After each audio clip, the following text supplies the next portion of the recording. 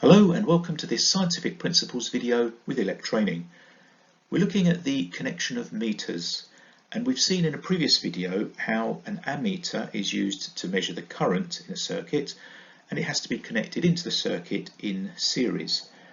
Now we're going to look at a couple of other types of meter and how they're connected into the circuit. So this is a voltmeter. And if we look at the circuit diagram, it will help us to understand how it's connected. The voltmeter measures voltage, and the voltmeter has to be connected in parallel. This means that it's connected across the circuit. So the two leads from our meter, there's the picture of the meter at the top there, the two leads that are plugged into that, the opposite ends of those leads have to be connected in to 2 points. So one point on one side of the circuit and another point on the other side of the circuit. This creates a parallel connection, and the reason it's a parallel connection is if you imagine the flow of current through this circuit, the current can flow along here, but when it reaches the point where the meter is connected, some of the current can flow through the meter and some of the current can continue flowing through the circuit, and that enables the meter to measure the voltage across these 2 points. So the voltmeter is connected in parallel. I think it would be helpful to look at a different diagram where we can demonstrate how different voltages can be measured in different parts of the circuit. So here we have a series circuit, 2 resistors connected in series, and that means that we could measure the voltage across the supply, or the total voltage. We could also measure the voltage drop across R1, or we could measure the voltage drop across R2. So each time we need to think about where would we connect the voltmeter, and each time we would be connecting it in parallel but just in different places. So for instance, if we want to measure the supply voltage, we would take one lead from our voltmeter and connect to one side of the supply, and the other lead from the voltmeter to the other side of the supply, and that would give us the supply voltage. If on the other hand we wanted to measure the voltage drop across R1, then we would position our voltmeter close enough so that one lead can connect to one side of the resistor and the other lead can connect to the other side of the resistor. And in a similar way we could measure the voltage across R2 by connecting the lead to one side and then the other lead to the other side.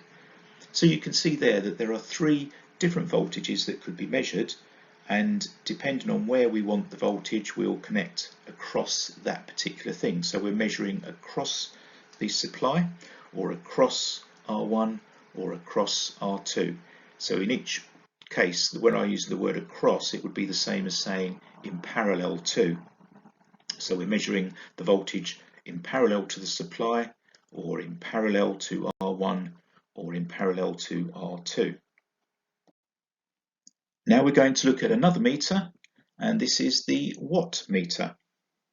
The watt meter, which is used to measure power, and of course power is measured in watts, that's why it's called the watt meter. And the watt meter has to be connected in series and parallel, both at the same time. So the diagram shows us how this is actually achieved. So the watt meter consists of 2 separate coils, and the coils are the reading part of the meter. That's how it takes the measurement. And one coil is connected as a current coil, so it's connected in series with the circuit, and the other coil is connected in parallel because that's the voltage coil, and so it's going to measure both the current and the voltage, and that's how a watt meter actually measures the power. It measures the current and the voltage, and it does the calculation for you and then displays the actual value in power, because power, as we know from previous videos, is really the product of current and voltage. It's the current times the voltage. So that's what a watt meter does. It measures in series and parallel. It's connected in series and parallel, and it measures the power. Now the last thing to cover on this video is the measurement of power factor.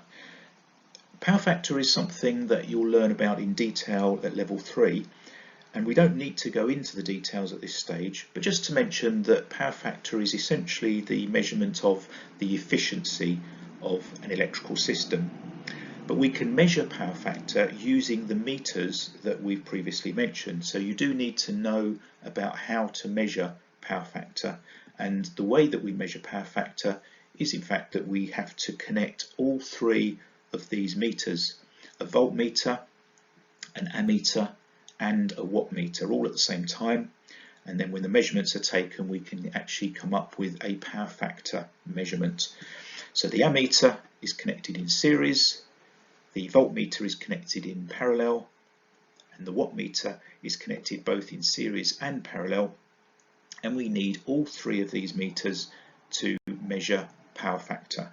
So in the next video, we'll be looking a little bit further at the connection of meters. But for now, thank you very much for listening.